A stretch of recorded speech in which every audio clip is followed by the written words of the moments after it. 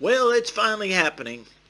I've been saying for a long time that we've got too many teachers and the salaries keep falling and we keep losing our jobs and they keep trying to weed in these little young debutantes and good-looking handsome people and inexperienced people who never would enter a classroom and all that stuff. Well, let's don't worry about it anymore.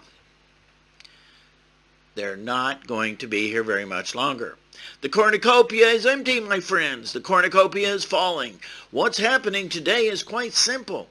People are leaving this industry, online teaching, because the salaries have fallen through the ground.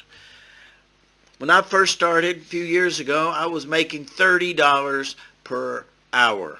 In some cases, $60, depending on if it was by the lesson or by the hour. Well, I'm presently working for a fun little company, but the most they're going to pay is $10 an hour. But you can't make $10 an hour because there's a wait on this call and there's always 3 or 4 or 5 minutes between classes where you're not going to get a call. I average 50% of my sit on my butt time unpaid to get salary. And I'm not making that much. I'm making less than $1,000 a month, and we all know that you can't really live on that. Far below the minimum wage, and this is a big question, a big concern with a lot of you teachers out there. This other company paid a little bit more, same thing though, popularity contest, they have to choose you. They go through this list of all these teachers, this gargantuan files of portfolios, and then they have to choose one. Now, one group, actually, the better you are, the more calls you get, they promote you even higher, which keeps the other people down. Now, the company that I just got an email from, they want me to come back. I used to make $18 an hour and a great incentive fee. They're only offering $5 for 25-minute lessons. I used to make 18. I'm seeing on the chats, excuse me, in one of these companies I'm working for, teachers are saying exactly what I've been telling everybody. Minimum wage is $13 an hour, and I'm only making $7 or $5. I can't live on that. Inflation is going up. The economy is going to crap. But these online companies refuse to give you a raise. Oh, we have to keep the thing down cheap enough so that we can pay our IT, our administrative staff, our platform maintenance, and, probably a few kickbacks here and there. I don't know. But they're charging, in some cases, $20, $25 per hour, and they're paying their teacher $5. Now, I know you're saying they're only paying $5, but think about it. They may have 10,000 students. That's a lot of money. And they're paying their teachers very little money. But the good thing is people are quitting. Yesterday I saw a comment on one of the forums, and it said, I can't afford to live here anymore. I hate to leave. I love the company, but I just have to have more money. And underneath it, I'm in the same situation. Me too. Where are you looking to work?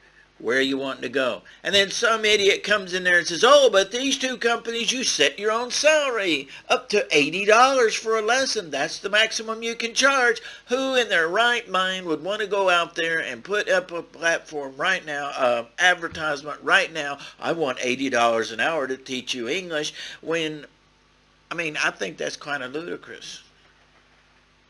So in order to be competitive, it's forcing that hourly rate a lot lower, and you've got to sit there and manage your time and be there. Now that's a good part of it, but not many people can do that. I've said it, and I'll continue to say it.